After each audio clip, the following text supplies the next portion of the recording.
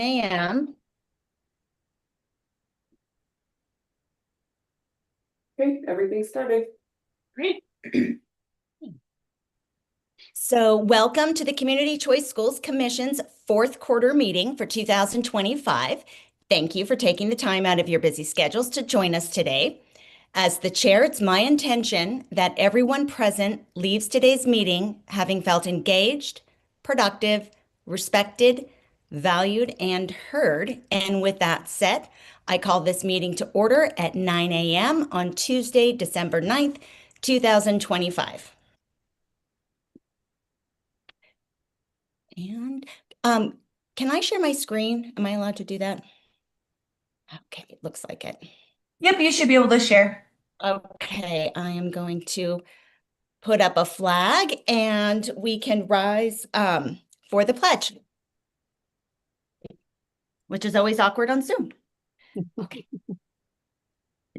All right. I pledge allegiance to the flag of the United States of America and to the republic for which it stands, one nation, under God, indivisible, with liberty and justice for all.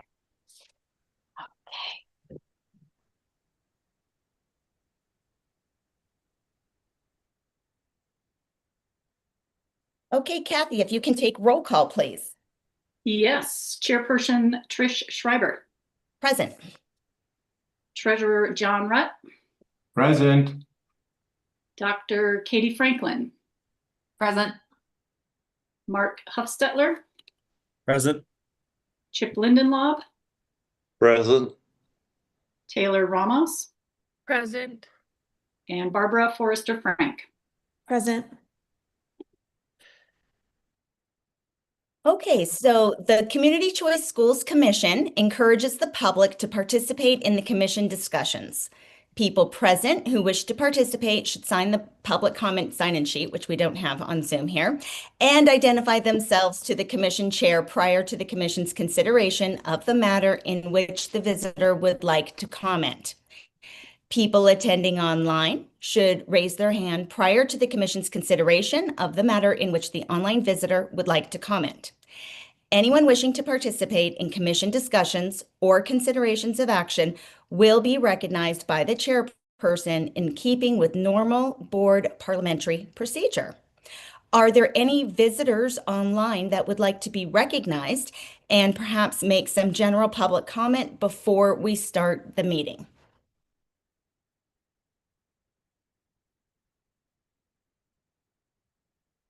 Madam Chair, I do not see any hands raised. Okay.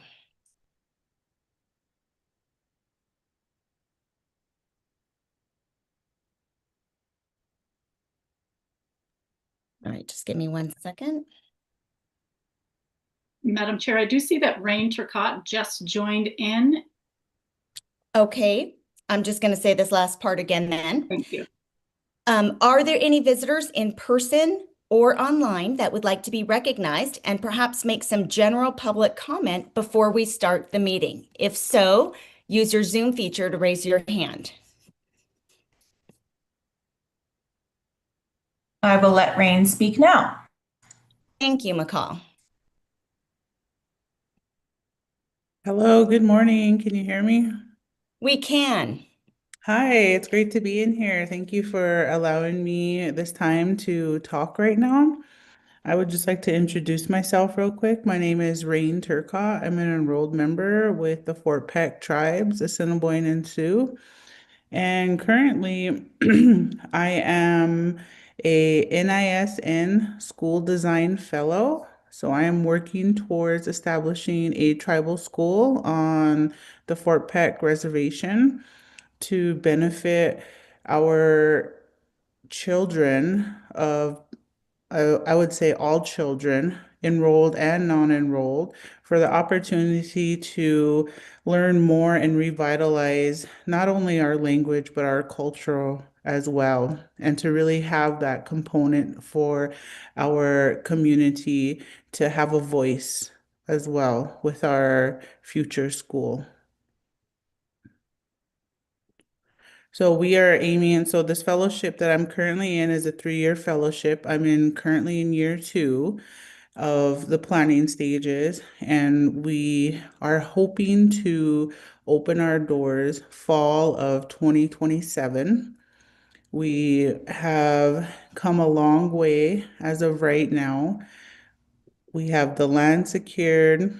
The building is in the process as of right now, and the location will be in Poplar, Montana.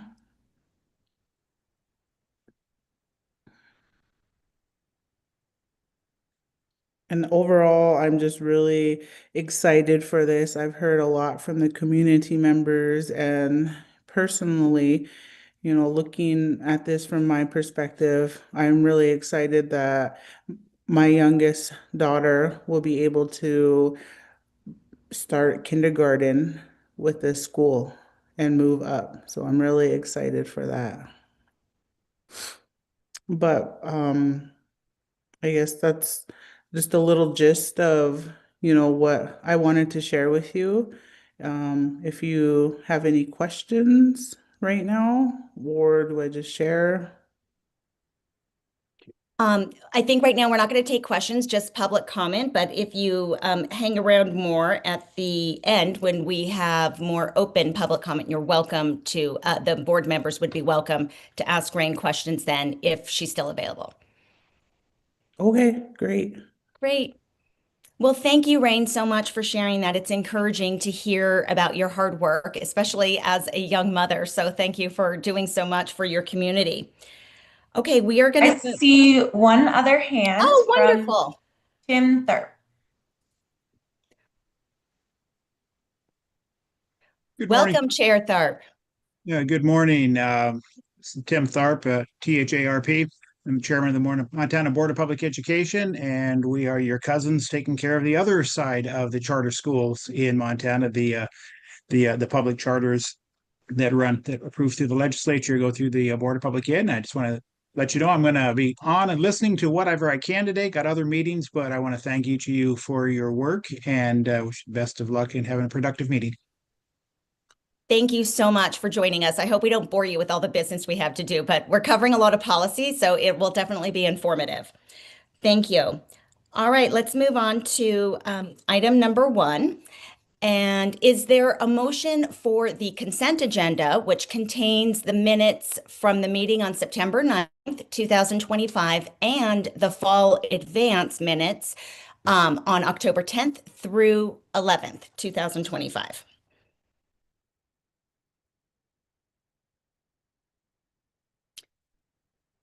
Anyone? I make a motion that we approve the minutes as attached to the consent agenda. Great. Is there a second? I'll second. Great, thank you. Okay, it has been properly moved and seconded that the commission approve the consent agenda. Is there any discussion?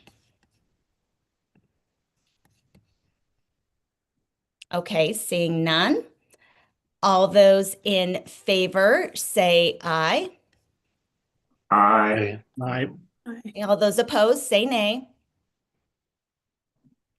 Okay, the consent agenda has been passed unanimously. This is probably a good time to take your to put your microphone on too, so when we respond chorally, we can all hear it. Okay, next one. Is there a motion for the adoption of today's agenda? I move that we adopt the agenda for today's meeting. Okay, is there a second? Second. Thank you. Okay, it's been properly moved and seconded that the commission approve the adoption of today's agenda as presented. Is there any discussion? Okay, seeing none, we'll take a vote. All those in favor say aye. Aye. Aye. All those opposed say nay. Okay, today's agenda has been approved unanimously. Thank you.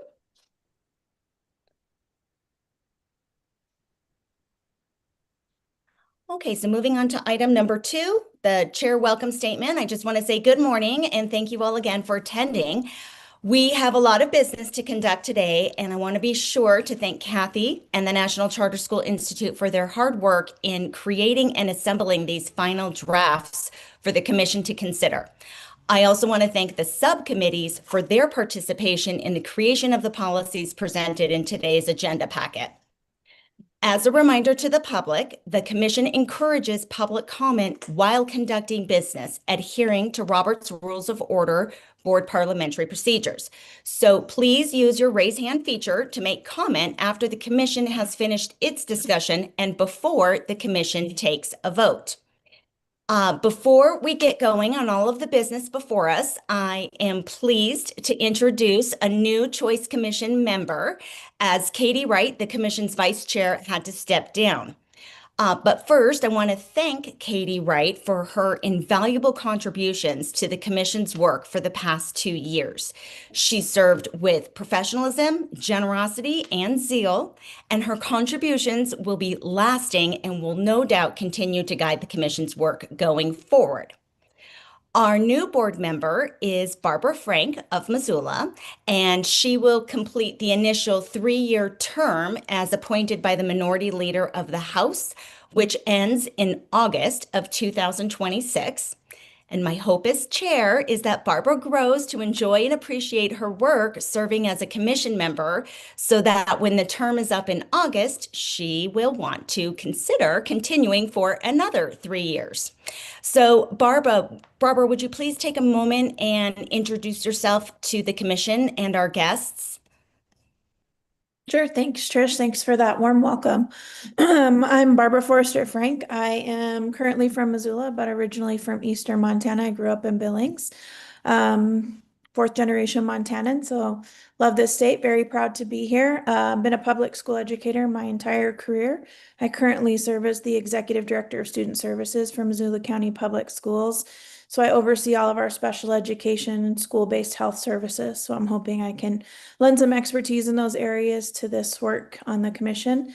I also have 4 children who've graduated from Montana schools, including Montana State University. Go Cats. Hard thing to say when you live in Missoula. So very proud to be a Cats fan here. Also, I've been married to my husband, Casey, for over 30 years. So glad to be a part of this and excited to contribute to the work. Thank you so much. Okay. Okay, without further ado, as chair, my intention for the day is for everyone to leave today's meeting feeling engaged, heard, productive, valued, and respected. And with that, I will turn the meeting over to Kathy for agenda item number 3. Thank you, Madam Chair. Agenda item number 3 is officer elections. We have elections for 3 officers today, the chair, the vice chair, and the treasurer. I'll first call for nominations for the chair, and if more than 1 nomination is made, each commission member will be asked to choose the member they prefer during the vote. We'll use the same procedures for vice chair and treasurer. Does anyone have any questions before we begin? Okay. Seeing no questions, are there nominations for the position of chair of the Community Choice Schools Commission? I nominate Trish Schreiber for chair of the Community Choice School Commission. We have a nomination for Trish Schreiber as chair. Is there a second? I second that. Okay. Are there any other nominations? Okay. Seeing none, it has been moved and seconded that Trish Schreiber continue the position of chair of the Community Choice Schools Commission. I will now call for a vote. Those in favor, please say aye. Aye. Aye. And those opposed, please say no. Okay. The ayes have it. Congratulations, Chair Schreiber, on another term. Thank you. Now we'll move to vice chair. Are there nominations for the position of vice chair of the Community Choice Schools Commission? I move to nominate John Rutt for the position of vice chair of the Community Choice School Commission. Thank you. Is there a second for the nomination of John Rutt as vice chair? I I second. second. Great. Great, we have 2 seconds. Are there any other nominations for vice chair? Okay, hearing none, it has been properly moved and seconded that John Rutt fill the position of vice chair of the Community Choice Schools Commission. All those in favor, please say aye. Aye. Aye. And those opposed, please say no. Okay, fantastic. The ayes have it. Congratulations, John, for the appointment of position of vice chair. Now we'll move on to the treasurer. Are there nominations for the position of treasurer of the Community Choice Schools Commission? I move to nominate Chip Lindenlob for the position of treasurer of the Community Choice Schools Commission. Is there a second for the nomination of Chip Lindenlob as a treasurer? I second that. Anyone else have any other nominations for treasurer? Okay, hearing none, it has been properly moved and seconded that Chip Lindenlob fill the position of of treasurer of the vice treasurer of the Community Choice Schools Commission. I will now call for the vote. Those in favor, please say aye. Aye. Aye. And those opposed, please say no. Okay, fantastic. Trip, congratulations on your nomination as treasurer. And thank you all Thank for your willingness to serve in those positions. Thank you, Kathy. Thank you. Okay, moving on to item number 4. So, commission bylaws state that the subcommittees are active for 1 year and that the commission should consider reevaluating their usefulness on an annual basis. So, does anyone have, so we're going to basically think about our committees that we have and make motions right now to basically we're going to be creating them newly and they will go for 1 year going forward. Okay, so does anyone have a motion to open discussion about a subcommittee?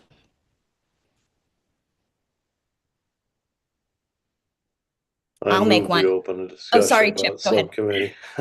Okay, sorry, I'm looking for a specific motion, so I'm going to go ahead and go first. So I move to continue a fundraising subcommittee through 2026. So is there a second for that? I second that. Okay, and is there any discussion? As a person who made the motion, I will say that this has been a really important subcommittee to have.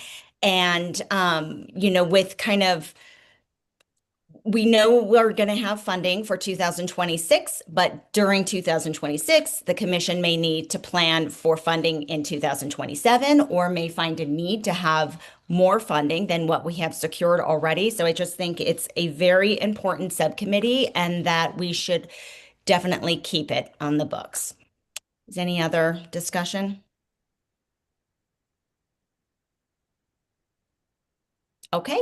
So, seeing none, is there any discussion from public comment? Okay, looks like we're good. Okay, so going back to the motion, all those in favor of continuing a fundraising committee through 2026, say aye. Aye. Aye. Aye. Okay. Are there any nays? Okay, then we will continue having a fundraising subcommittee. Is there another motion for subcommittee? I move to continue the policy subcommittee through 2026. Great. Is there a second? I second. Thank you. Okay, it has been properly moved and seconded that we continue the policy subcommittee through 2026. Is there any discussion?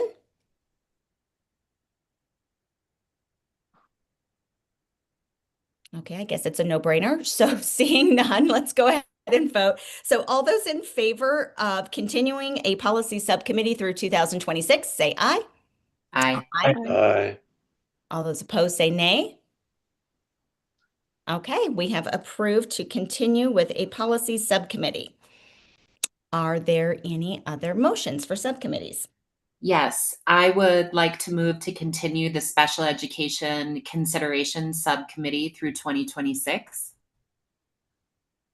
Okay, is there a second? I second that. Okay, so is there discussion? Chair Schreiber, would now be an appropriate time to ask someone or solicit someone to join that committee? Actually, the bylaws say that the chair will check in with all of the members after we decide what committees we have, and will directly assign people to join on the committee. But that being said, yes, you can make a recommendation. Yes, I would, given Barbara's expertise, I think that she would be ideal for that subcommittee to join. Great. So what I'll do is after we make the vote and after the meeting, I will definitely contact Barbara and see if that's something that she's up for and has time for. Great. Okay, so let's call a vote then. All those in favor of continuing the Special Education Consideration Subcommittee, say aye. Aye. Aye. Okay, all those opposed, say nay. Okay, we have unanimously approved to continue the Special Education Consideration Subcommittee. Are there any other motions? Does anyone think we need to have another committee?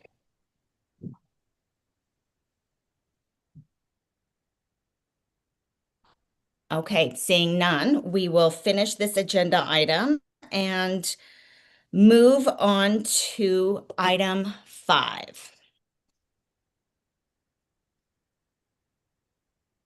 Didn't we discuss our meeting dates for next year? Oh, thank you, John. Okay. Excellent vice chair duties, keeping the chair on track. I appreciate that. Yes, number 1, we need to discuss our meeting dates. Okay, so our bylaws say we should meet 4 times a year. And generally we've broken that up into quarters, and we've taken our calendars out to do it together to make sure that we are all available on those 4 days. And of course, life sometimes gets in the way, and we know that, but we would like to secure those dates if we could. In addition to that, sometimes we have to call special meetings. And also, Kathy, we have the assessment project from the policy subcommittee that will be coming to an end at some point early in the next year. So I think we should take your suggestion as when we should have our first quarter meeting based on that. So we don't have to have a special meeting. Rather, we can use it and be one and done. Great. I did speak with those consultants yesterday, and they are available the week of February 16th. That being a holiday, though, it would be the 17th through the 20th, or the following week, February 23rd to 27th.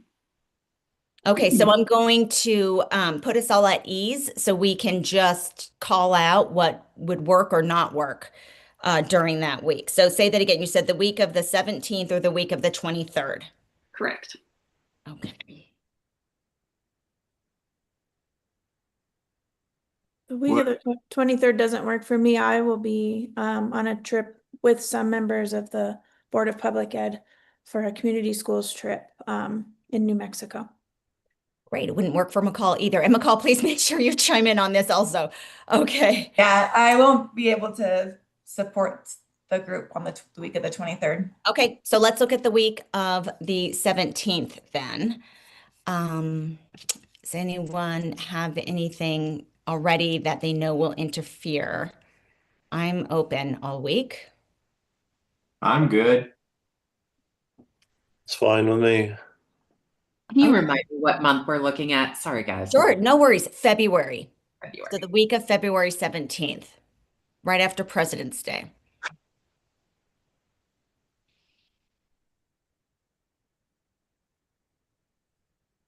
Would that be in person, or would those presentations be done by Zoom anyway?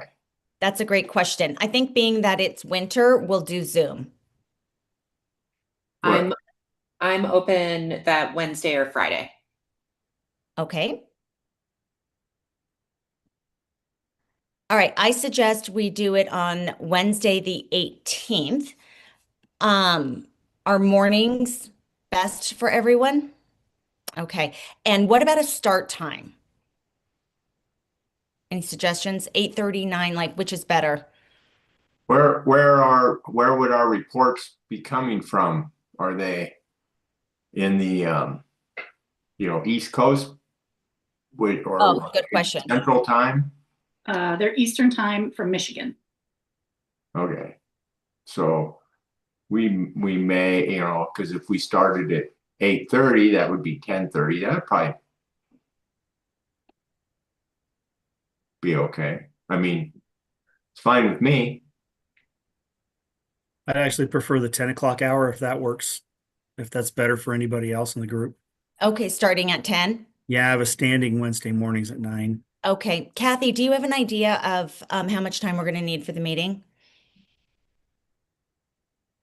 I would say maybe 2 hours for the presentation, probably closer to 90 minutes. but Okay, so we questions, et cetera. should consider then like 3 or 4 hours, depending on if we have business, more policy to pass and everything.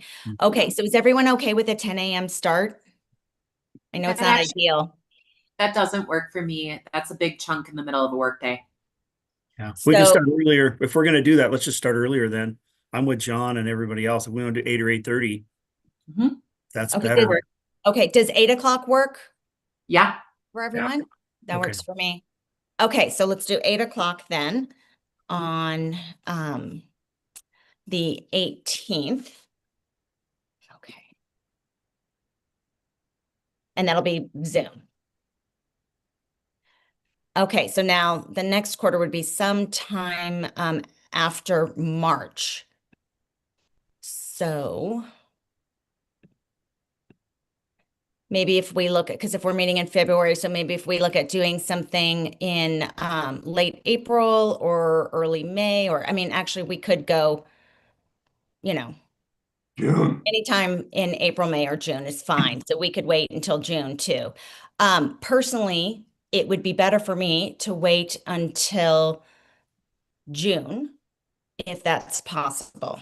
What's that primary date again? June 2nd. So sometime after that would be preferred. Anytime after that. Any comments, Kathy? What do you think? Do you think waiting that long is okay? It might be a heavy agenda. We might have a lot to look at. Well, we could also do that one in person Mhm, in Helena, since we try to do 2 a year in Helena. mhm. Would Okay, be Katie, nice. I'm thinking of us, and Barbara, I'm thinking of school year schedules. What do you guys, would it Well, be convenient in June? Graduation from MSU is that second week of May, but I'm looking at when my son will be graduating from high school. So, which I believe is the 12th. So I'm going to need to I won't be available that week. Right. Okay, that makes sense. And Barbara, when does Missoula graduate? We graduate the week before that. So I can be available that first week of June. The third week of June would probably be okay if I get it on my calendar now. Okay, I'm double checking Bozeman schools. Okay, great. You would think I would have that seared in my brain. Sorry, I don't. No worries. Trish, I will tell you that the Education Interim Committee is scheduled to meet June 15th, 16th. So you'd probably have a hard time finding meetings, like meeting space in the Capitol, the 15th, 16th, 17th. Okay. Is construction scheduled to be done by then so that we can get into the Capitol, or will we have to be off-site again? I think it depends, John. I think it's I think they have like they're moving things so that some rooms are available. I think it just kind of depends when they have meetings and how many rooms they keep available at any given time and what phase of construction they're in. We're trying to get a room for January right now, but you really won't know until like a month before your meeting, which is really inconvenient. So I'll let you know after December 15th. How about that? Okay, sounds good. Well, let's look at the week of the 15th, since we, kind of have our place that we can go to, Reader's Alley, that we're comfortable with. It's totally affordable and it will be summertime. I think we could always do that. Or the OPI has offered to host us as well at their building. So we've got some other options. High school graduation in Bozeman is also the 6th. So I Okay, can good. that next week. All right. So if we try to catch people before they head out of town on vacation. So what about the week of June 15th? Does anyone have a preference for a day? And again, this would be meeting in person in Helena. Monday or Tuesdays possibly. I would prefer the first part of the week rather than the later part of the week. Okay. Mark, what works best for you? I think either's fine. I can do the earlier part of the week. Okay. Should we just go for Monday, June 15th? Yeah, I don't see why not. Okay. And then for people driving in that morning, what's a good start time? Well, if we do 10, I don't know how everybody else is. I can get there that day if we do 10 or later. Katie, is 10 good for you? Oh, yeah. I mean, Okay. I'll be up and I can be there Like an earlier. hour and a half for you. Yeah. Okay. And then Taylor, how about, and Barbara, does that work okay? Driving, it's up to you because you can also come in and stay the night before if that's easier. But I think if we time it just right, we probably don't need to have anyone stay over except for maybe Kathy and Mark, but it's up to you guys. Yeah, 10, it's 10 totally. works for me. 10 would be Okay. good. Let's start at 10 then, and we'll presume it will be a longer meeting. So if we just kind of block out from say 10 to 4, just to be safe. Okay. Nicole, will that cause a conflict with you with the, was it interim education or was it the? Well, what I can do is, depending on when your meeting is, I can work with PAD and ask that they just not schedule any of my presentations during the time of your meeting. I can give him a early enough heads up and ask that they just move me around for it so I don't have any conflicts. Okay. Thank you. Thank you. Okay, looking at September, the start of school, Labor Day's on the 7th. So again, we can do anytime September or October. No, it have to be through September, right? Okay, so Yeah. July, August, September. Yeah. Okay. So sometime in September. But we've got the teachers, maybe we would want to do August just so we could avoid the teachers having conflicts. Right. They usually start in August, right? And teachers are on vacation in August too. Yeah. Half and half. Would that one be Zoom? Yeah. We can And make that. you probably don't know your schedule yet, huh, Katie? I'm looking at it right now. I mean, I will be teaching on Thursdays and I think Mondays. Okay. In the fall.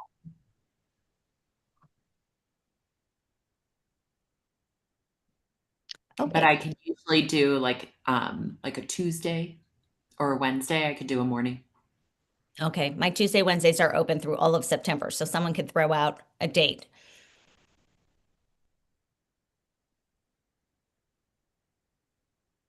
Wednesday the 9th? Looks good. Okay, Zoom. So start time. Last time we chose 8. Do we want to do the same?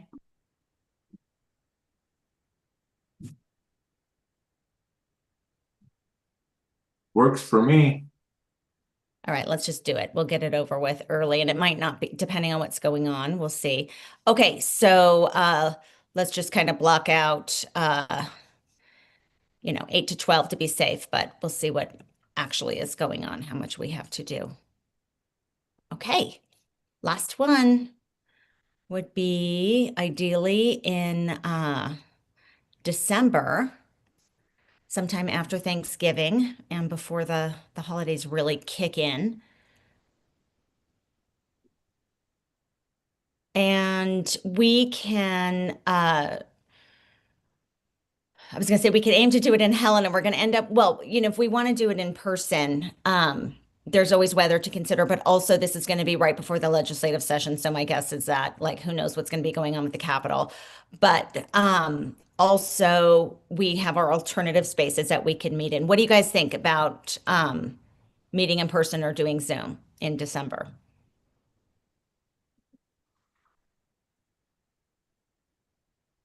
I think Zoom is safer with the weather. I know. The only thing I'm leaning towards is that we try to, kind of, and again, there's just not a hard, fast rule, but we try to make sure we're available to the public at least twice a year. But you're right. Definitely we could say TBD and we can kind of see how the year goes, but lean on Zoom. Yeah. I agree. Okay. Because who knows? But then we know if we don't have much for an agenda, well, there would be no reason to go to Helena. Exactly. Okay. So did someone say a date? I can't remember. No, we haven't. Okay. How about Tuesday or Wednesday, the 8th or 9th? I would prefer if we go the week before because this Sure. falls in finals week. Oh, here okay. in Chris, Great. and it's kind of tricky for me. I'm like, a graduate student might run through the door. No, I'm kidding. Totally. Okay. So let's look at Tuesday or Wednesday, the 1st or 2nd of December. I'm good with either day. Up the first. All right. I'm at the first two. Okay. Okay. We'll say TBD. So we'll lean on Zoom, but we'll see what comes up. We can be flexible. Okay. So let's go ahead and put it early then at 8 and like maybe 8 to 10, kind of depending. Okay. All right, Kathy, you want to read those back? Yes, Madam Chair, we have February 18th, 8 a.m. Zoom. June 15th, 10 a.m. in Helena. September 9th, 8 a.m. Zoom. And December 1st, pending Zoom or in person in Helena. Great. Okay, thank you. All right.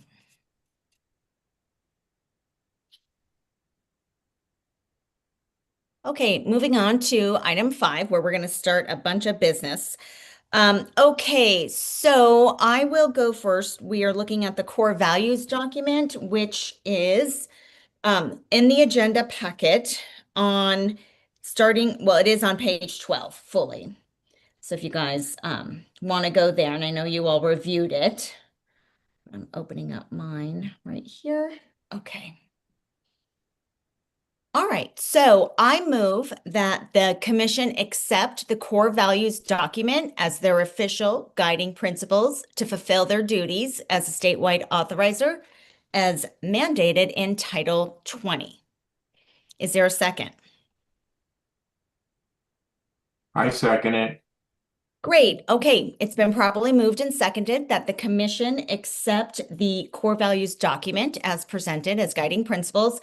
Is there any discussion about it? Any changes anyone would like to make, augmentations?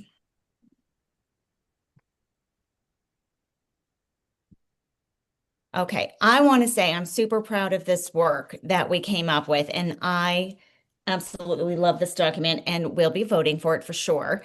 Barbara, I'm going to reach out to you and ask you if you have any general comments or how you feel about this too, because we all worked together to develop this in October. And we did quite a bit of wordsmithing when we did it. So I want to just kind of verify it with you before we take a vote on it. Yeah, it looks, I can tell the tremendous amount of work that you've put in there into this document. It seems to touch on the needs of all stakeholders. I appreciate the transparency component. I didn't see anything to me that jumped out or made me uncomfortable. Good. I thought it was well done. Was there anything that seemed to be missing? I don't think so. It's hard. I mean, I wasn't part Yeah. of the work, so it's hard for me to say what you went through, but for coming in with a fresh lens, I feel like it touched on all the components of a healthy system. Great, great. Okay. So I just want to remind everyone before we take a vote that, yeah, we're going to approve this right now, but everything we approve can always be re-looked at any point. You just ask the chair and or the director to get on the agenda and we'll make sure we put something on the agenda to have another discussion. And this is probably the kind of thing that we will visit periodically to make sure that we're following it, that we still agree with it, and all of that. Okay, so one more call for discussion. Is there any public comment?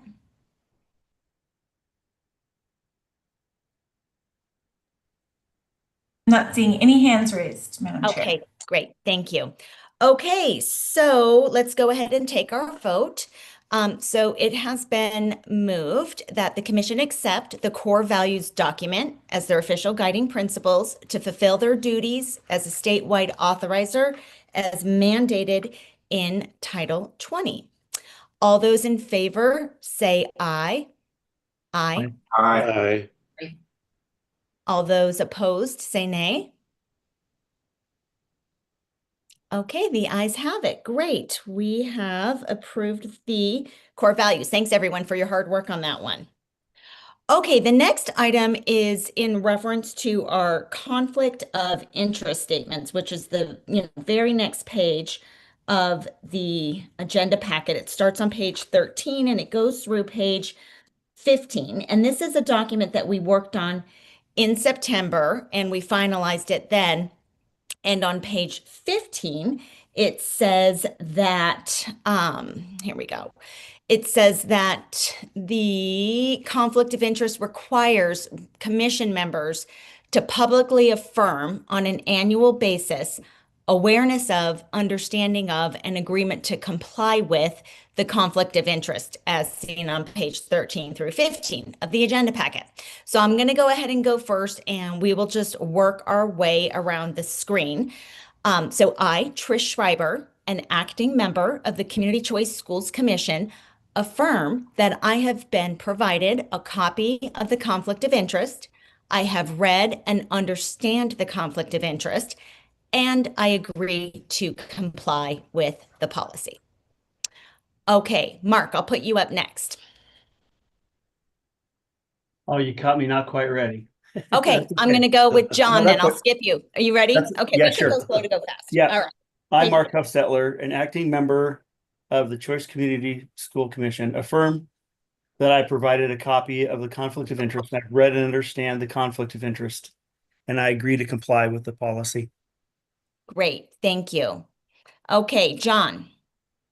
I, John Rutt, an acting member of the Community Choice School Commission, affirm that I have been provided a copy of the conflict of interest. I have read and understand the conflict of interest, and I agree to comply with the policy.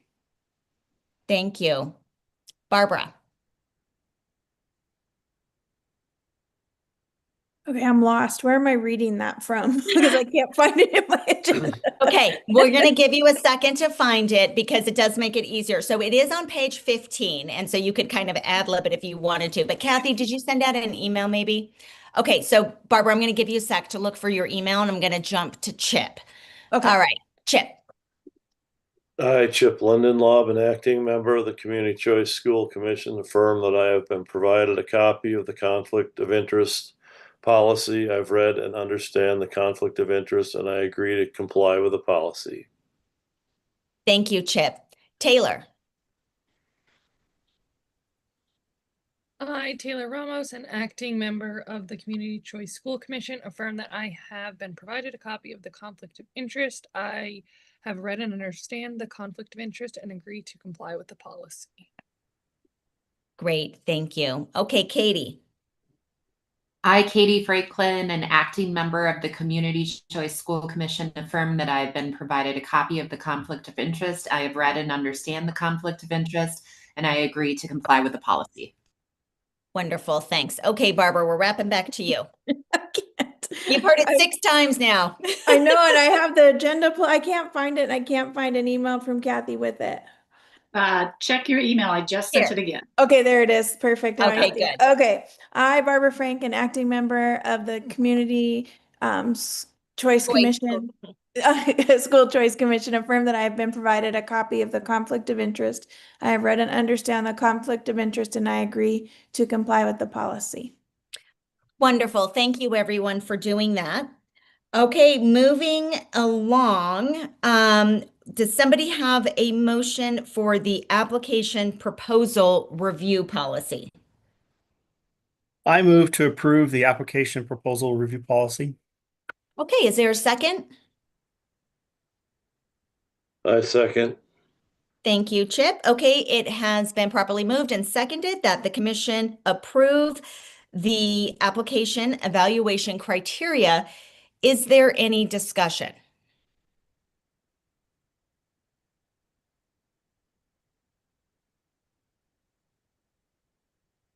Okay, I'm going to go ahead and say that I think this is a huge improvement from the one we did a little over a year ago. I think we started in a really good place, but with, learning more, working with national partners on this, that we've come up. Oh, and also changing the dates, shifting the time of year in which we do it.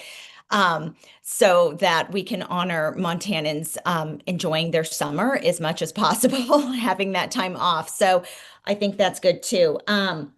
Anyway, I just think it's wonderful and I plan on voting for it. Katie, did you have something? Yeah, I have a question. I was curious if there was an interested party and let's say they are not perhaps like entering into this process in the dates set out by that. Is that acceptable? Acceptable to who? Or will it be an annual basis that the application comes through? Is that what I'm understanding how I read it? Okay, so it's annual. Yeah. Yes. Wanted At to this clarify point, no, good. At this point, it's annual, and the dates are very much contingent on what's in code. So we've made sure that we've met all the deadlines. Now, we're not limited to only doing it one time a year, but we have to do it at least one time a year. So we will see what the future holds and how effective the commission can be, and if this is something we could do more than once a year, if that would be even a good idea. So thank you for asking that. Thank you. Is there any more discussion points? Okay, great. So let's go ahead and take, actually I should ask for Chair public. Schreiber, Yeah, please. I might add something here on, it's page 51 of the PDF. Okay. Proposed school evaluation criteria. Let's see here. Hang on, you're jumping ahead into page 51. Okay. Yeah.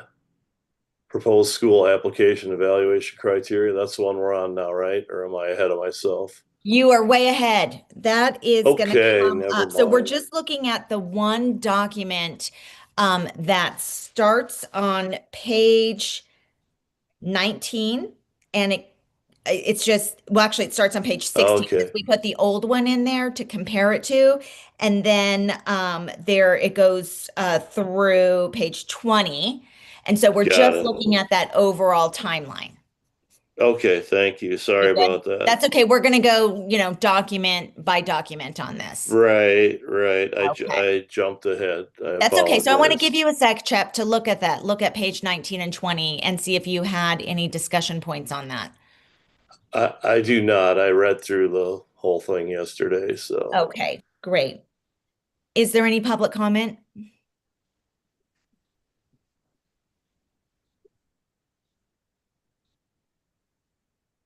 Looks like we're good. Okay. Seeing none. Oh, I Thank do have a late hand. Sure. I will let Mr. White speak now.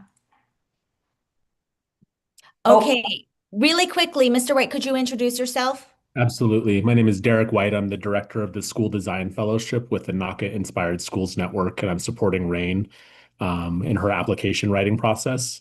And I'm just wondering, I heard you mention statute as it pertains to like due dates and availability. Have you all given any consideration to kind of following the NACSA general guidelines? Kathy, I'll let you respond to that. Yes, thank you, Mr. White, and thank you for joining us today. Yes, this is highly influenced by NACA's or NACSA, I guess, and you said NACA, so the Native American Community Association, is that correct? Charter. Yeah, the organization I work for is a nonprofit, NACA Inspired Schools Network. NACA is the Native American Community Academy, which was the first school of our organization here in Albuquerque, New Mexico. Yeah, we had not looked at that. I would be very interested if you could send me a copy of that. You have my email? I know they just released new guidelines within like the last year or so. Okay. And I'll see if I can track those down and send you those to you, Kathy. Fantastic, thank you. And do you know, are they aligned with the National Association of Charter School Authorizers at all, or? NACSA, yeah, correct. Yeah, Okay. NACSA is kind of the leading the edge makers in this area. Yeah, wonderful. So we did largely follow NACSA guidelines in this, but I would be interested to see NACA as well to see, if there's anything we can improve. Absolutely. Thank you. Thank you. Thank you, Mr. White. And also, just like I said last time when we did the core values, that, we're approving so we can move forward and, do other work. But at any time, all of these policies can be brought forward again for the commission to reconsider. So going back to the motion, it has been moved that the commission approve, hang on, now I've lost track of where we are. The application evaluation, wait, hang on. Where are we, Kathy? Application proposal review policy. The titles were getting confused for me. Okay, I'm going to say it one more time more clearly. So it has been moved that the commission approve the application evaluation. Wow, why do I keep saying that? Sorry, because it's wrong here. To approve the proposal review policy. All those in favor say aye. Aye. Aye. Aye. Okay, those opposed say nay. Okay, the motion passes. Okay, now we're moving on to the next one here. Let me keep track of my notes. Okay, we are going to move on to the proposed school application guidebook. And this one starts on page 21 and it goes through page 39, and that is on the PDF. Okay, so the agenda packet PDF, page 21 through 39. Is there a motion for this? I move to approve the founder proposed school application guidebook. Okay, is there a second? I'll second that. Okay, and now I'd like to open discussion. Is there any discussion about the guidebook?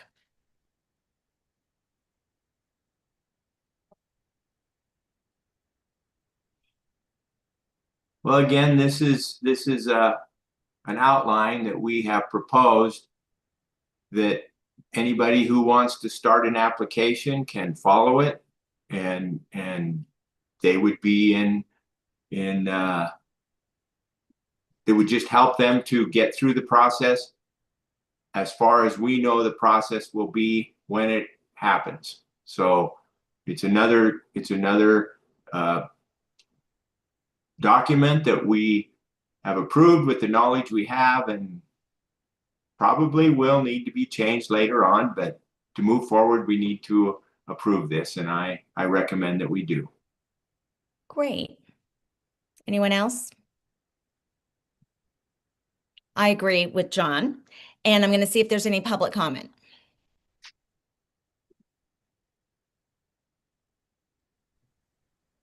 Madam Chair, I see no hands raised. Okay, great. So let's go ahead and take a vote.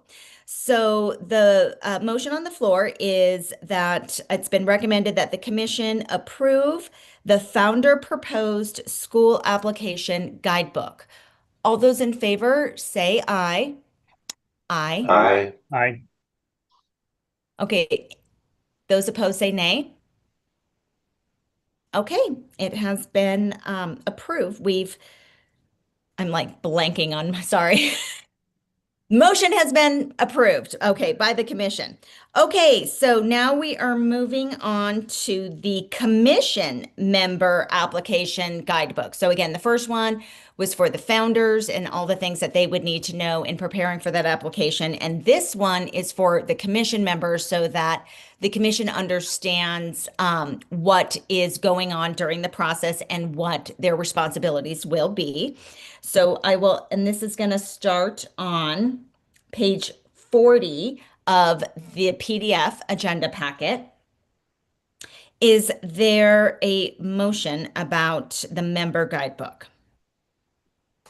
I move that we approve the commission member application guidebook. Okay, is there a second? I second.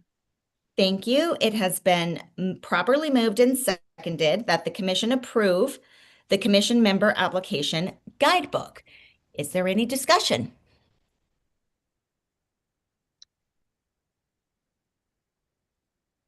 Chip, do you have a question about that page you were asking about? I do. Let's see, it's 51. Okay. And the only question I had is, I think the law is incorrect. It's the second paragraph on page 51. It says MCA, it's a typo, obviously, 20-11-11, and I think it should be -111. 111, correct. You got that, Kathy? Yes, thank you. Good Thank you. catch. Yeah, Chip emailed me yesterday on that, so I have it corrected on the official document already. Thank you, Chip. Okay, fantastic. I have a question, and so I'm wondering in the review process, and looking specifically at special education services or how these school applications will be evaluated. Kathy, is that something that you will ask the subcommittee to be a part of that process, or what will our involvement be? Can you just help me understand that a little bit more? Yes, thank you for asking. So one of the documents in here, and it'll take me a second to find the page, but does detail the responsibilities of the application review subcommittee. So we would have a subcommittee of members that take primary responsibility working with the director to review the applications. So they'll be involved in the pitch meetings, in the full review of the application, in the interviews and the public forums, and then together with the director making a recommendation to the whole commission as to approval or denial of applications. And regarding special education, so we currently have an RFP out for special education consultants to provide more guidance to schools in their application to ensure that all federal law and compliance is addressed. And then part of that RFP is also for commission members so that we know what to look for in an application regarding special education to ensure full compliance. Great. Thank you, Kathy. You're welcome. So I will add to that and kind of going directly to your question. So when the time comes, we will create a subcommittee for the application review process. And I don't know, either this is going to be a really popular subcommittee and a lot of people are going to want to be on it, or like no one's going to want to be on it. But ideally, we'd have somebody from the special education subcommittee as part of that. And but it is a big commitment, as you can see, when you go through all that's going to be required. So yeah, the more we know, hopefully, the better this will go. So thank you for clarifying that. Is there any more discussion or questions? Okay, any public comment? Seeing no hands raised, Madam Chair. Okay, thank you. So let's go back to the motion. So it has been moved that the commission approve the commission member application guidebook. All those in favor say aye. Aye. Aye. Aye. All those opposed say nay. Okay, the ayes have it. Thank you. The motion passes. Okay, moving right along. We are now going to look at the PDF, page 79, and that is where we will find the Community Choice Schools annual report template. So this will be a template for the schools to complete to give to the commission on an annual basis to report on the various needs, basically academics, operations, and financials, and anything in addition that they want to put in there. Is there a motion for this template?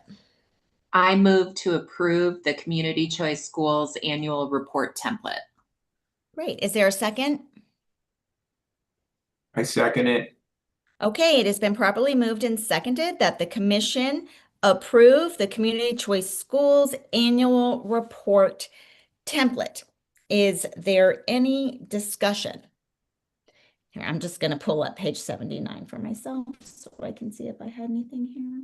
I have a question too, and I didn't see it in here, perhaps, and I think they needed to articulate this as part of the application packet, but are we identifying in this what sort of assessments that they are utilizing to communicate proficiency in literacy growth, math? Like, is that part of the template? Kathy, can you direct us to where we would find that, or?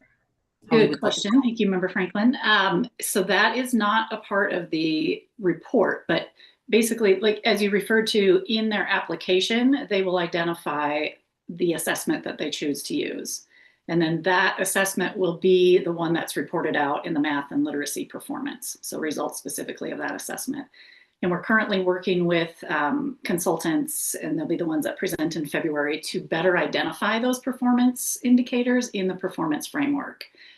Right now, I think we kind of have placeholders in there, but they are making some great recommendations for how we really rein those in, and that they would apply to various assessments.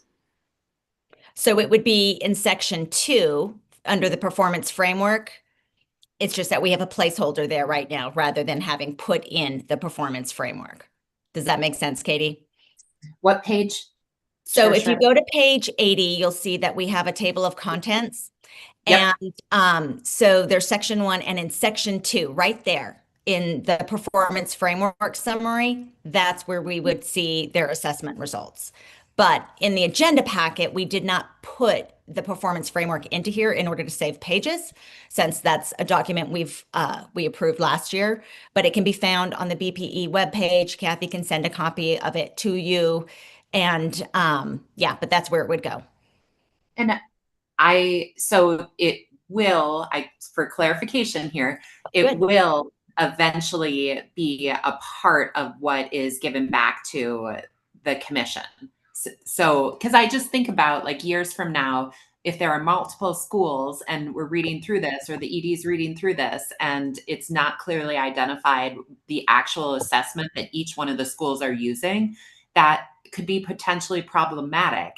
If we are, even though they've gone through the whole process, if we're now looking at results and looking at data, but we don't understand where it's coming from, or if there's not a clear linkage there, I just have some concerns about that. Does that make sense?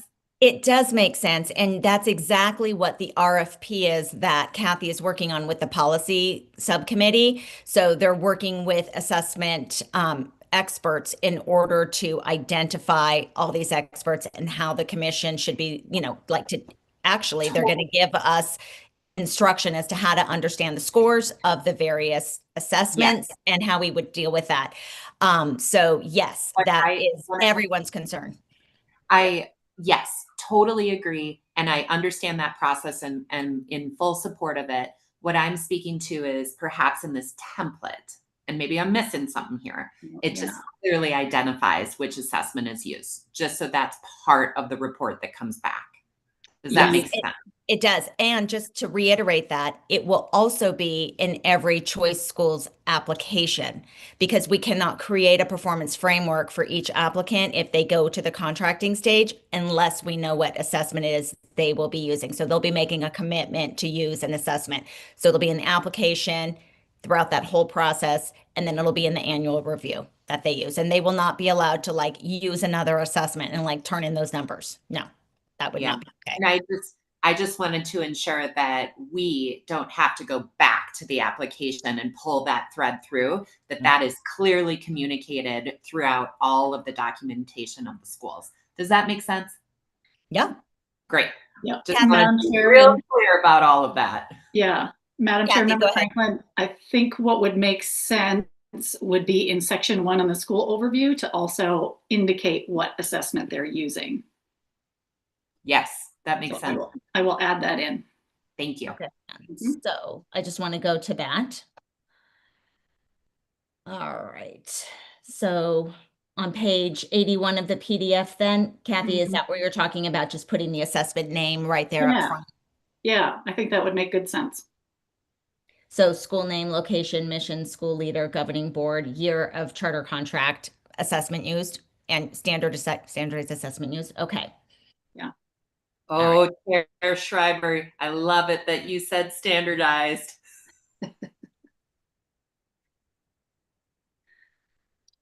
And used. Okay.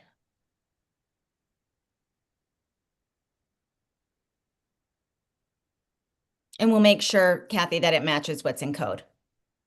Correct. Okay, perfect.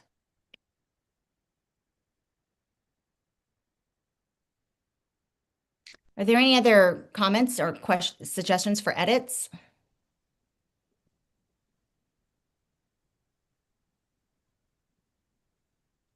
Is there any public comment? Madam Chair, I do see a hand raised. I will let Mr. White speak now. Great. Thank you, Mr. White. Go ahead. Good morning again. Just wanted to note, is there an opportunity for schools to be a part of the decision-making process around their annual performance assessments? I say that specifically because many of the schools that we work with are community-led, and that community-led mentality really comes from a place where we understand that if our parents and families and community members wanted the same type of education as what the public schools are offering, then they would send their students to those schools. And I think that when school performance assessment is reduced to quantitative data, specifically around assessment scores, graduation rates, and attendance, it leaves out a lot of the components in which our communities excel. So providing the opportunity for a framework around mission-led successes becomes a really valuable place for our community members to be able to tell the story of what's going well in their communities and with their students, especially when it pertains to something like language, culture, holistic health and wellness, cultural identity development, and then the academics that maybe show up in a way that is not going to show up specifically within, again, assessments, graduation rates, and attendance. Thank you very much for that. You bring up an excellent point, and that is definitely something that the commission has been working on. Kathy, would you like to give Mr. White a little bit more of a full explanation? Yes, thank you, Madam Chair. Mr. White, thank you for the comments and insight. Yes, so the commission has discussed and had presentations on mission-specific goals and incorporating those into the performance framework. And that was a presentation, actually, that was from the National Charter Schools Institute. And yeah, I think we value exactly what you're saying, is bringing in the importance of the mission into the evaluation of the schools.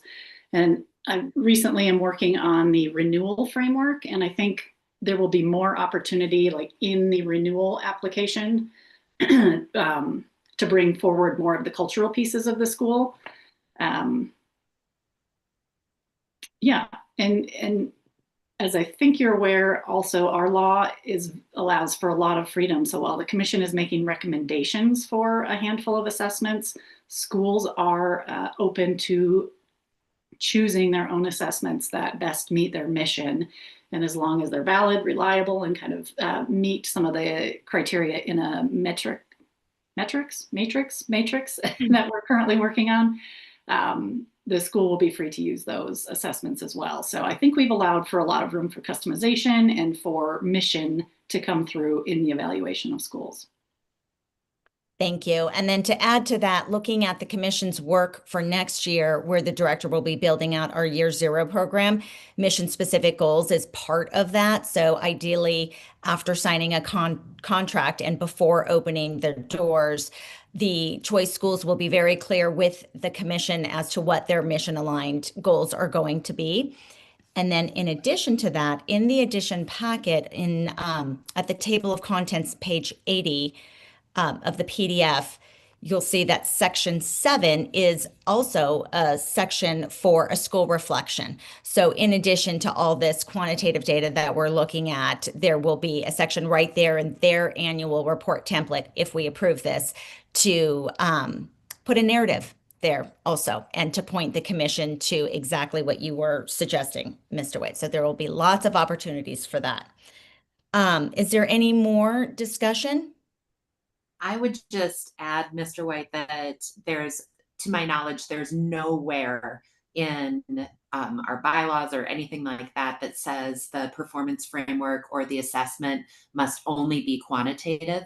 In fact, we welcome that qualitative data. So just to clarify that. Thank you. Yeah, thank you so much. Appreciate it. Okay, let's go ahead and move to the vote then.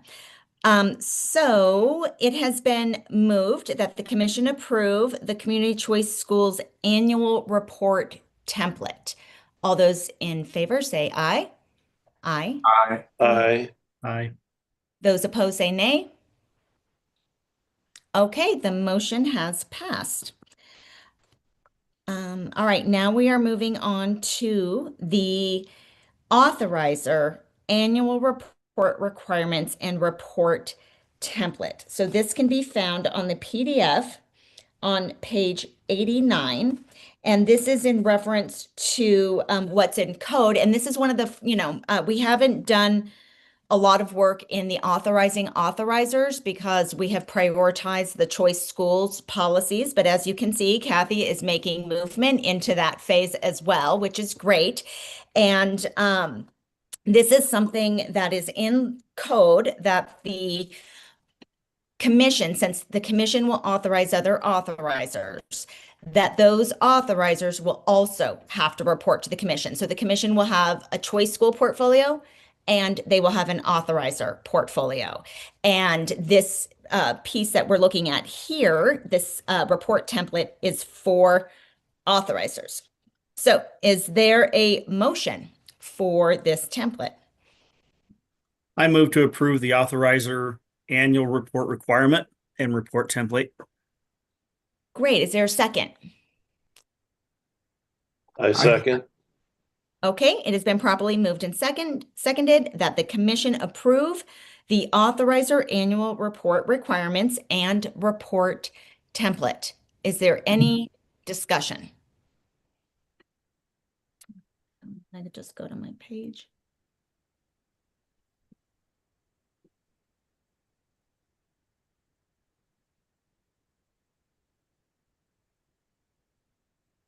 I'm just looking at my own notes too, you guys. Hang on one sec.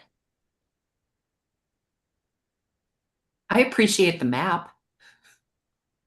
I know, I can't wait to see that filled out. Oh, I did have one comment. And Kathy, this might just be in the PDF. Like, I don't know if it's on the actual document, and this is such a small thing, but on the page with the map there, the table that's below it, the text is in that yellow color, and I find that hard to read. I think that should be in black. Or make it yellow and then put it in white like you have across the top. Either way, I just think that was like easy for someone who's not paying too much attention to look over. Yep. Other than that, I don't have anything. Does anyone else have anything? I just wanted to comment that reading through this, I thought this will be definitely something that will have a lot of changes in the future. Good point. Because we don't know what we don't know. So that is correct. Well, if there's nothing else, that commission can be flexible. So that's good. Okay. Is there any public comment on this authorizer report? Madam Chair, I see Mr. White's hand up. Great. Thank you, Mr. White. Go ahead. More of a question than anything. Is the legislation written in such a way that it's similar to how Minnesota operates with private authorizers that are authorized by the State Department of Education? Okay, I cannot say how it compares to, did you say Minnesota or Michigan? Minnesota. To Minnesota, because I am unfamiliar with their law. But what I do know is that in Montana code, the legislation was written in such a way that it says that at this current point, the Community Choice Schools Commission is a statewide authorizer of choice schools. So they will be a choice for any school that wants to come. They can go through the commission. And that the only other authorizers at this point, the only other organizations that can apply to be authorizers are traditional school boards. So they have to be elected school boards in order to do it. I think going forward, as if we get to keep this law and as we, start seeing it work out, it would be, it'll come up as a suggestion that at some point that we start adding other authorizers. But at this point, the commission can only approve traditional school boards as authorizers. Excellent. All right. Thank you. Thank you for the clarification. Sure. Okay. Last call for discussion. Okay, let's go to the vote. So it has been moved that the commission approve the authorizer annual report requirements and report template. All those in favor say aye. Aye. Aye. Aye. Those opposed say nay. Okay, the motion has passed.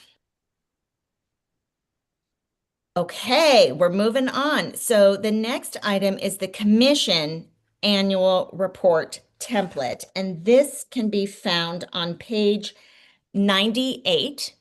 And the purpose of this report is for the commission to report to the Board of Public Education and to the Education Interim Committee as mandated by law.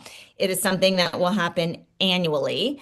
And what it is really is a presentation of the commission's portfolios. So again, we'll have two portfolios, one for choice schools and one for authorizers. And this would be the template for sharing it with the public, with the Board of Public Education, and with the Education Interim Committee. So with that said, is there a motion for this report template?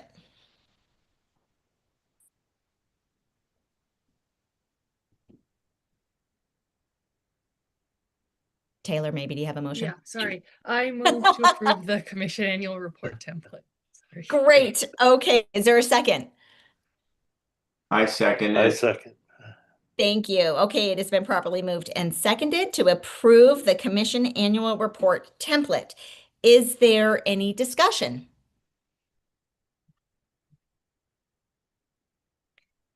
I have a question. Sure, go ahead. As part of the creation of this, was the BPE like communicated with? Is this something that they approved of, or it's similar to other templates that they utilize? That is a great question. I will turn it over to Kathy. Thank you, Madam Chair and Member Franklin. This is largely based on statute. So all of the sections in there come from statute specifically, I think, except the welcome letter from the chair. And McCall, I don't know that we have reviewed this together, have we? No. No, we have not. Okay. I'm wondering, perhaps McCall, you could speak to that. Would that be helpful in this process? Before we vote on something, sorry to slow things down, and also to think systemically, would that be helpful to have the BPE review this and perhaps add insight? Madam Chair, I don't think it's something, Board Commission Member Franklin, I don't think it's something that you have to necessarily slow down. I think you guys could definitely approve this, and then should you be able to move forward, it's something that I think we could revisit at a later time and certainly revise if necessary, and before you have to provide a report to the board in the future. Great. Thanks, McCall. Okay, so before we move on, I want to ask you, Katie, if you would like to make an amendment to the motion. Boyd, I don't think so. I don't think we have to do that, just knowing that we can revisit it. Of course, 100%. With that being said, maybe another thing to consider, this is probably going beyond, but really this report is for the Education Interim Committee, since they're the ones who have jurisdiction over our law, not the BPE. So do you think, Katie, that we should maybe check in with the chair of the Education Interim Committee also? I think that would be a great idea. Okay, we can check in with Pad too. All right, so we'll put that as a note to follow up on. And then Kathy, in your next director's report for our next meeting, if you could include what you found from that, what kind of a response you got from the various organizations, that would be great. I will do that. Thank Okay, you. thank you. Okay, so any other discussion? I just wanted to just point out one thing. I think the documents are really beautiful, and whenever I make beautiful documents for the public school, I have to make a version that's not as beautiful with no color for ADA. So I just want to make sure that we are going to have ADA compliant versions of all of these documents available on the website, because there are a number of colors they would not, people with visual impairment would not be able to see on these documents. That is an excellent suggestion. Kathy, what do you think? I will do that. So you just do like a black and white version, Barbara? We can look at it, yeah. Yeah, and you can run it through an ADA checker in almost any of our word processing documents, and it'll tell you what was compliant and which isn't, what is not. Fabulous. Thank you for that. Thank you. Thank you. Okay, that's great. So we got a little to-do list going there. Is there any public comment?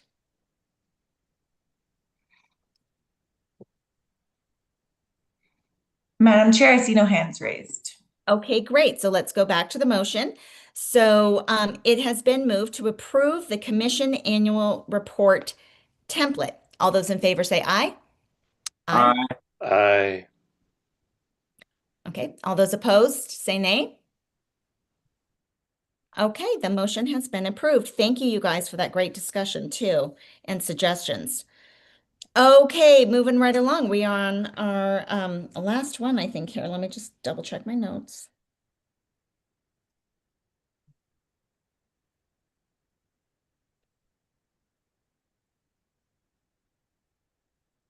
Okay, so the next one is an internal policy for member expense approval policy, just the process that we each of the members will go through should they want to travel for one reason or another, or any other expense that might come up. So is there a motion for the member expense approval policy? I move to approve the member expense approval policy. Great. Is there a second? I second. Thank you. It has been properly moved and seconded that the commission approve the member expense approval policy. Is there any discussion?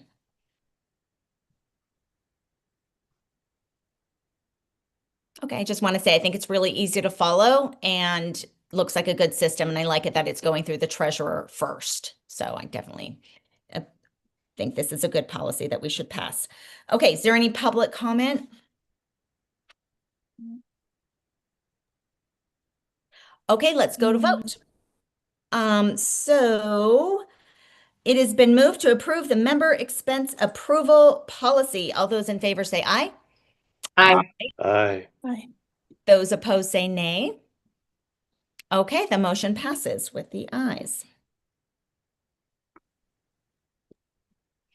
All right, you guys, we are doing very good with time.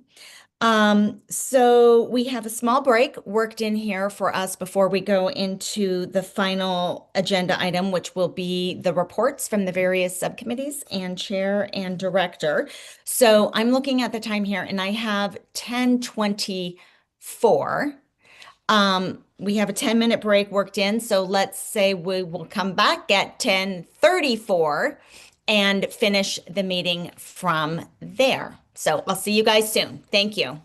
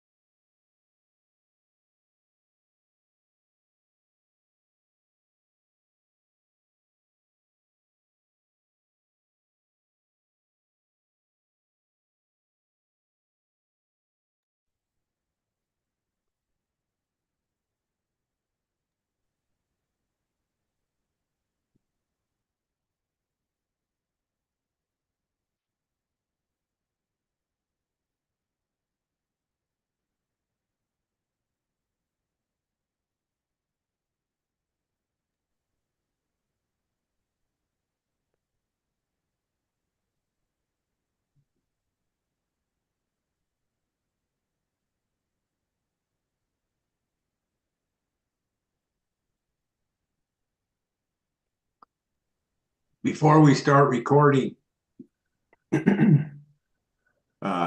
Elizabeth Lynn Rivers was born this morning at 6:30.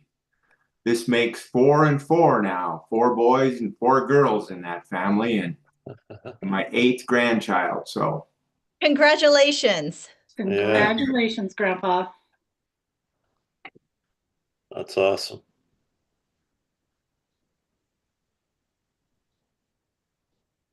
So we have the other 7 here now.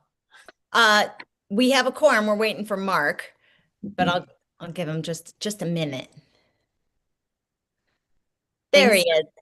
Thanks for sharing that with us, John. I know. Thank you. Okay, so we will reconvene. Thank you, Chris. And we are reconvening the meeting, picking up on item 7, and that starts with the chair report. Okay, so since our September meeting, the chair and the director of planning have continued to refine the quarterly evaluation process for the director's position. Mainly as chair, I've been focusing on providing direction for the director of planning, ensuring the work is prioritized according to our schedule of phases that we outlined back in 2023 for full implementation. And I've been editing all of the work Kathy has been completing with the Institute. The director is on target for completing the build out of the necessary policies for authorizing choice schools. And as she has started to dip into the policies for authorizing authorizers, as I've said, where she's making progress there too. And over the next 3 months, much of her work will be focused on completing the policies for authorizing the authorizers and eventually starting the work of 2026. So pretty short report. Are there any questions? Okay, so looking at the time, so it's 10:36 right now, and I have to leave the meeting early. So I am going to turn the meeting over to John Rutt to run as chair. Thank you, John. You can pick it up from here. All right, thank you. Thank you. So the next committee we'd like a report from is the fundraising special committee. Taylor? Yes, so we are happy to report the Commission's grant request to the Bradley Foundation has been accepted for the work to be completed in 2026. The grant is for $200,000. The grant application requested funding to develop a Year Zero program to continue provision of operational support for the Volunteer Commission and to promote community choice schools via public relations with families, educators, and interested community members across Montana, including potential donors.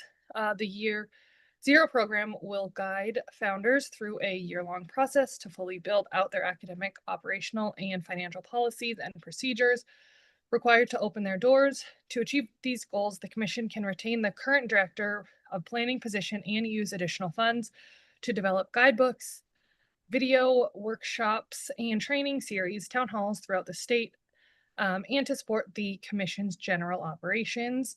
In early 2026, the committee will apply to register with SAM.gov, the official United States government system for applying for charter school program funds. The Trump administration is eager to get funds to state to promote innovative charter school models as well as school choice policies.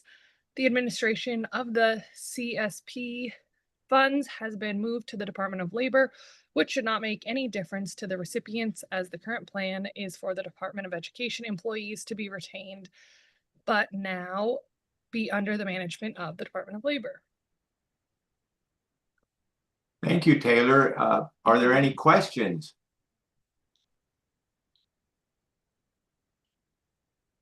Well, I applaud your efforts. The fundraising committee has another banner year, and with that 200,000, we've secured our operating expenses and needs for the next year as far as our best estimate. So, thank you. The next report we'll do is Director of Planning report, Kathy. Thank you, Chair Rutt.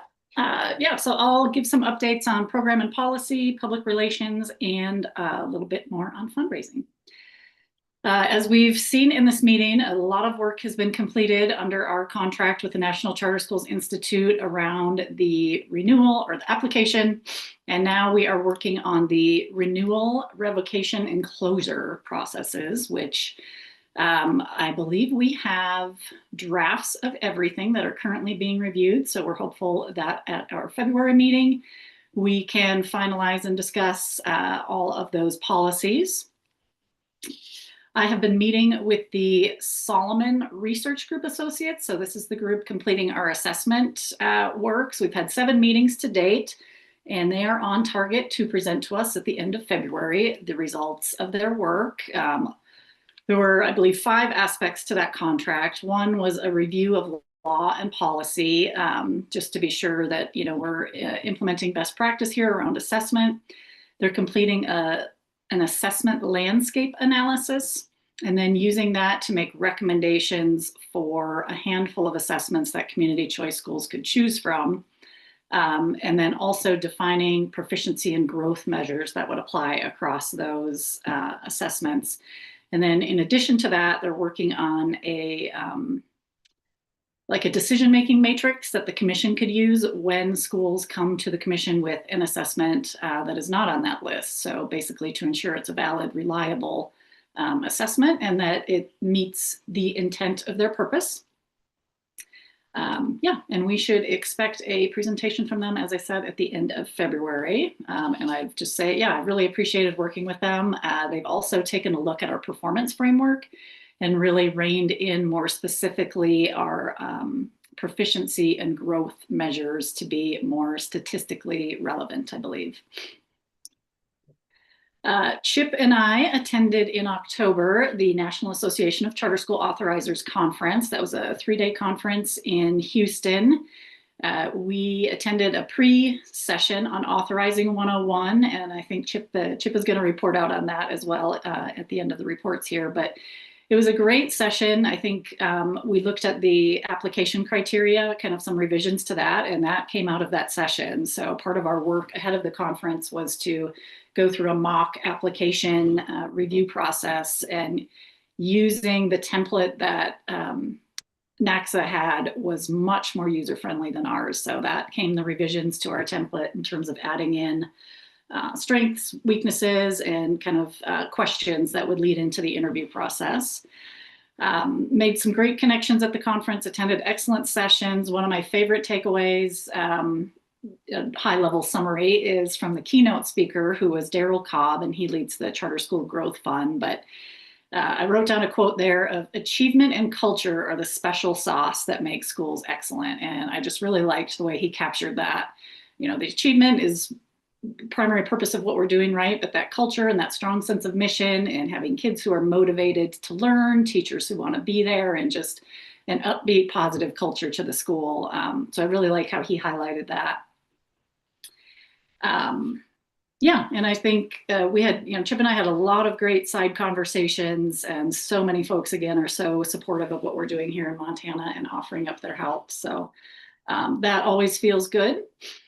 And in terms of public relations, Chip again joined me to host the first open webinar for anyone in the state, or I guess, yeah, we didn't really spread it outside of the state, to learn more about community choice schools.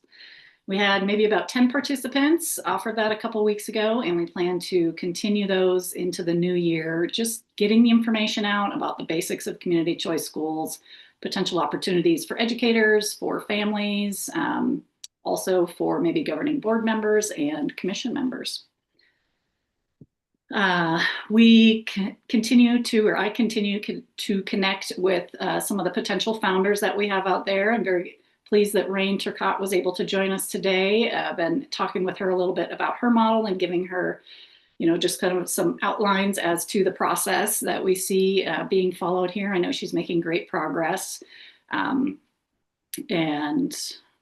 Yeah, we've also had I know there's a classical academy in the works, maybe down in the Bitterroot area. And then I've had just some initial conversations with some micro school founders who may be interested in pursuing community choice schools in the future. So encourage anyone who has any interest to please reach out, and I'm happy to chat with anyone and help support your application and building out your model. As far as fundraising, I'm very thankful for the Bradley Foundation for their continued support of the commission and another round of grant funding. And that Year Zero program is going to be critical to ensuring that our schools start strong, and especially that first round of schools are going to be, highly viewed, highly scrutinized, highly watched across the state. So I'm very excited to get underway with that. That will be a big undertaking, building that all out. Again, I think we'll leverage some national support in that. But yeah, look forward to getting that together and launching that. And that is all I have today. Are there any questions?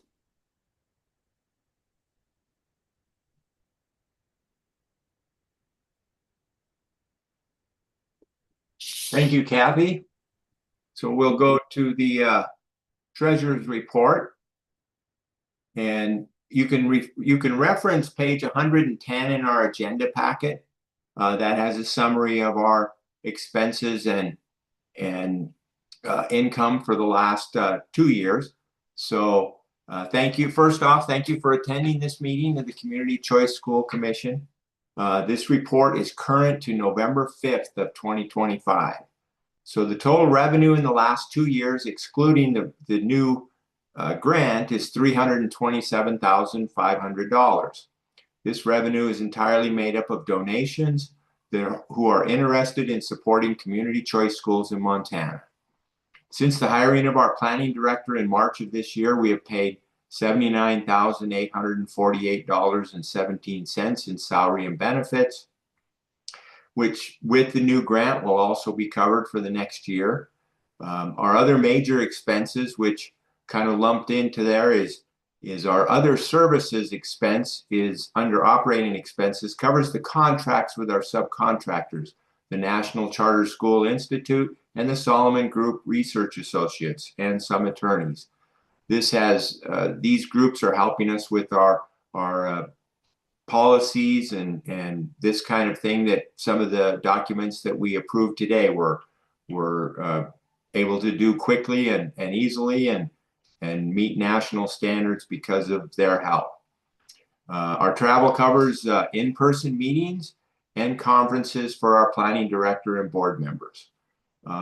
The rest of the operating expenses are for running an office and operating the commission, so that after all, total expenses of $185,324.93 as of our balance of November 5th is leaves $142,175.07. We are operating within our income and project a balance of approximately $10,000 come the end of the first year with our planning director in March of 2026.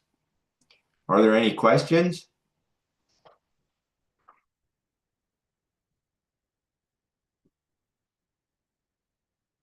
All right. Well, if there's no questions, I've also got the policy subcommittee report.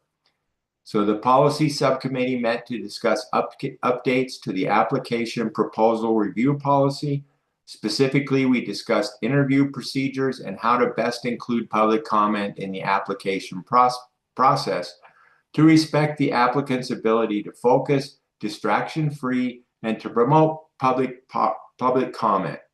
In addition, we discussed the role of the application subcommittee and director in making a final approval or denial recommendation to the commission. The results of these discussions are included in the application proposal policy included in the agenda packet. Excuse me. Are there any questions on this, on the policy subcommittee?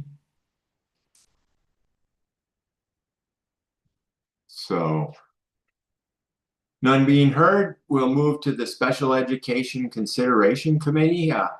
Dr. Katie Franklin. Thanks, John. Under the direction of the state procurement department and with the help of the BPE staff, the commission is working on posting an RPF for special education policy work. Kathy mentioned this earlier in our meeting. Community choice schools are obligated to all federal laws, and the implementation of these federal laws can be difficult for small schools with limited resources. So the commission is both seeking guidance for schools in the development of high quality special education programs and the commission for what to look for in application. In addition, the commission is seeking guidance for specialty schools that may intend to focus their program mainly on students with special needs to ensure they are in compliance with all IDEA requirements. We anticipate the RFP to be posted in December, with contracting work to begin by February. Are there any questions?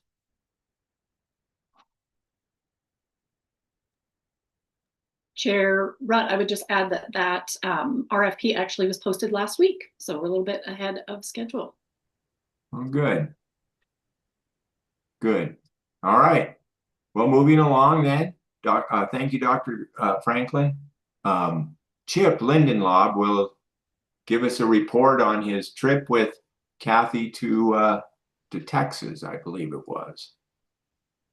That's correct, Chairman Rutt. Thank you very much. And just to follow on with what Dr. Franklin just said, one of the things I did learn at the authorizing convention was how critical it is to get special education right. And they strongly recommend that you get some expertise to help us as a commission and to help the schools get their programs up and running, especially in rural areas where it can be a challenge. So I'll just add that in there as a follow on. That was one of the big takeaways that I had from the conference. I highly recommend anyone attend if you have the opportunity in the future.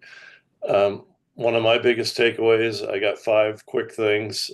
As Kathy said, we attended, she and I, a authorizing course, and they actually sent us an application, had us evaluate a couple sections of it prior to arriving in Houston. And then we went through the application and discussed different areas. And it was quite fascinating to see how experienced authorizers disagreed even quite significantly on whether an application should be approved or approved with modification or not approved. That kind of surprised me. I thought there'd be a little more agreement. So the point being, I can see it's going to be a challenge. And one of their big recommendations is perform a pre-opening authorizing test before we get to the real process of authorizing a real school. And, everybody we talked to highly recommended that we set up a trial run for ourselves to go through an application and discuss it and see how things worked out. And they said that would help identify problems. And having been through the exercise, I agree with them. Another big takeaway I had was as a new authorizing commission, they point out there's a balance to be achieved between assisting the schools you want to open and holding them accountable. And that can be a challenge, obviously, especially in with a new program like ours. Schools will need assistance, and they suggested the biggest areas would be facilities, finance, and governance. Are usually the big 3 gotchas for new schools. And as we kind of talked about a little bit, I think in our advance in October, there is a balance between holding them accountable and helping them. And as a new program, we're probably going to be assisting quite a bit as we help the schools get up and running. And then to follow on to what Kathy said earlier about culture and achievement, and as Mr. White said, the general advice is it's very important that our initial schools build the right culture and are high achieving. in order for us to earn support for the Community Choice Schools program and to gain interest, so that others will want to open the schools. And really, and that also kind of applies to us, the authorizing commission, of building the right culture of having schools that students want to attend, teachers can't wait to go teach at, and school leaders can't wait to hold their teachers and the school accountable and see the excellent performance. So that was a big takeaway, and I wanted to reemphasize what Kathy said. And they felt the way to do that is build the culture first and work on achievement. The next thing they pointed out in the as was also brought up, I guess, by Mr. White here in one of his questions, is focus on people in this application process and not as much on the paperwork. And by focusing on people, you'll try to determine, as we've kind of discussed too, again at the advance, of is the board capable of opening a school and operating it to meet the standards that they say they're going to do. One other thing that's not in our bill, but they recommended, so we don't want to really add anything that's not in the law, but we maybe can come up with something, are the year zero interviews after you approve the school. They felt, most of the people we talked to, and I think Kathy backed me up on this, felt that it was really important to have interviews with the founding school board and follow up, and if possible, actually go visit the facility of where the school is. And they also felt it was important that the schools do a lot of community outreach in year zero. Don't just be satisfied, hey, we got the school approved. And that was one thing the authorizing commission they felt should look at too, is how much community outreach was the founding board doing in order to gain the support of the community for their schools. I thought that was really interesting. And one thing that's kind of surprised me, and I'm just going to throw it out there in case anyone's listening that wants to start a school like Rain Turcotte, and I don't know if they found this experience, but they pointed out, which I hadn't thought of, if you announce a location of a school, they said surprisingly real estate prices go up in that area if you're looking for a school facility. So I thought that was kind of an interesting, but something worth mentioning. And finally, for an authorizing commission, I think what I took away was, as authorizers, we need to be bold as possible. One of the theories they have, and maybe you educators are familiar with this, it wasn't something I had heard of, where they call it the sandbox theory of innovation, which is basically you can play in the sandbox and let the schools try something. And that's how charter schools are innovative, or are supposed to be innovative, is by allowing them to try something. One of the examples they gave is a school wanted to try something different in one of their math programs. So the school came back to the authorizing commission and said, we'd like to try this with one of our 2 sections of 6th graders. And the authorizing commission said, sure, try it. And, so that's a small experiment within a school. And they were able to see whether the effect worked well or didn't work. Sandbox theory of innovation. And finally, the last thing I took away was it's important as an authorizing commission for us to have a good culture, be united, and also as autonomous as possible. Kathy dragged me to one of the events that I wasn't excited to go to at first, and quite honestly, it was Washington State. They talked about all the problems they had with their authorizing commission, and basically it's a consortium of different bureaucracies that have to approve the schools, and it became totally dysfunctional. And I had a lot of respect for the people that were there, because they came, they talked about their problems, and they talked about how they fixed them. And basically, in the end, what forced it was The Gates Foundation was one of the funders of it. I guess it started with Paul Allen, and then the Gates Foundation took over, but they said, we're not going to support your program until you get your act together.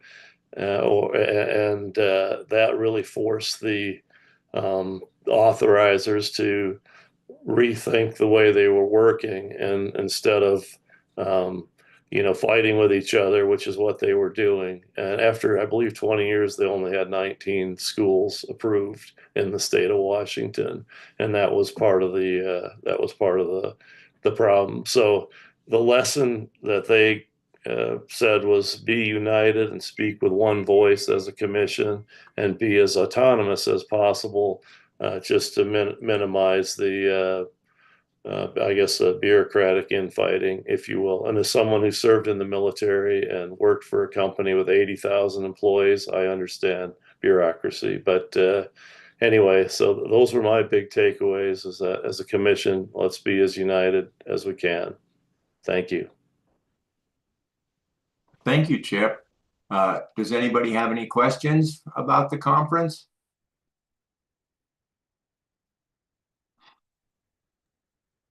Chair Rutt, if I could just add, I really appreciate being there with Chip. It was great to have a member of the commission to apply context to our situations and just talk with. So thank you for taking the time to attend, Chip. And also anybody else who would like to attend some conferences, we certainly want to promote the opportunity for any of our board members to be able to attend a conference that we as a commission have approved to attend. So please keep that in mind, and we will continue to advertise or put that out as far as future conferences that we will plan on attending, or at least Kathy will, and hopefully somebody else from the board can. So there's no more comments or questions on the NACSA conference, then we'll move into the public comment period. Is there anyone in attendance who would like to give public comment?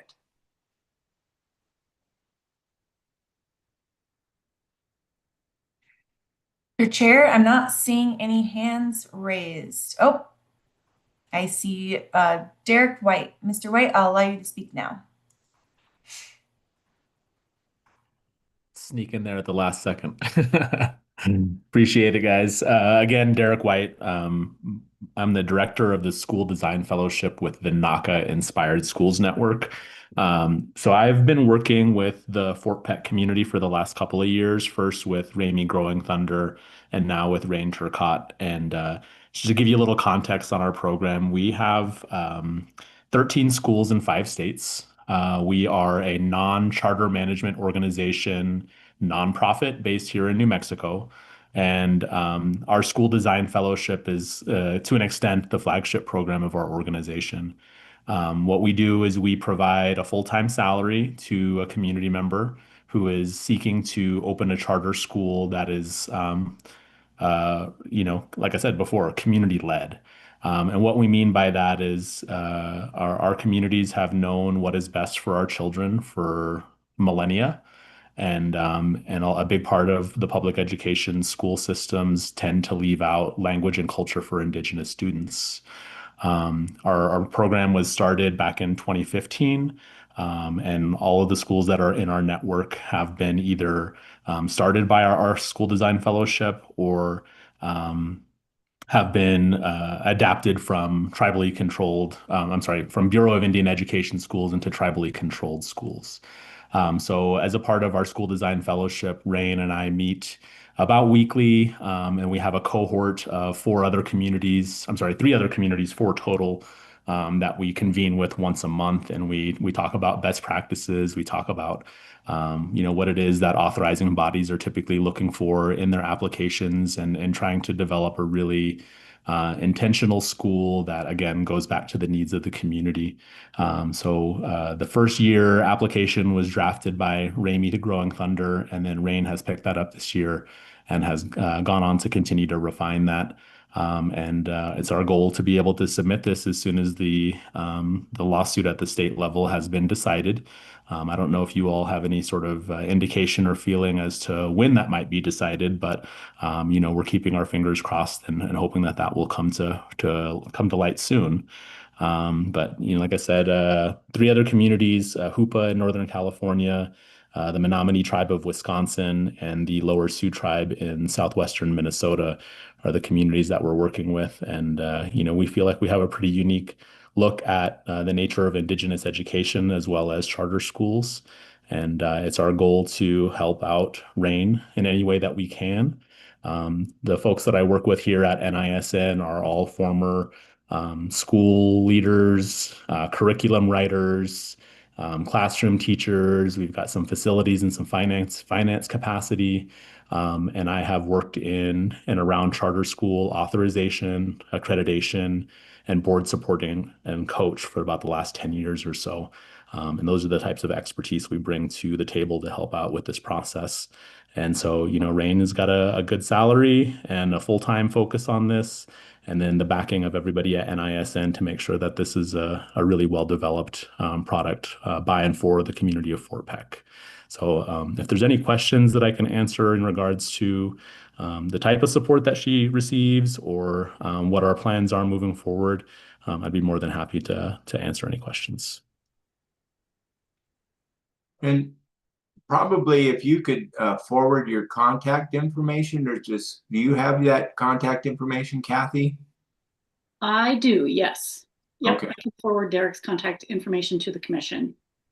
Yes, that'd probably be good to have available to us. So Great. And Chair Rudd, if I could just thank Mr. White for his participation today and RAIN for her participation. As one of our potential first schools, I think it is fantastic that RAIN has connection to the national resources that you're offering to, provide a well thought out and well researched and proven effective model in other communities across our nation. And I think that, that's just a tremendous gift that we have here in Montana, and very hopeful. I don't have any updates on the lawsuit at this point, or the ruling on that, but we're hopeful that we'll see RAIN's application in one of the first rounds here. And especially one of the intents of the law is to close the American Indian Achievement Gap, and I think your model speaks to that. So we appreciate your involvement. yes, thank you, Mr. White, and for your comments. And we any help we can provide or work with, I think would be good for everybody. So is there any other public comments anybody would like to give us or put out there? Mr. Chair, I also see Connie Falsteel. I'll also allow them to speak. Thank you. Hi, my name is Connie Filesteel. I'm from Fort Belknap. And I am just wondering, I probably missed this, but when will this draft, or when will the initial application be posted to be able to access?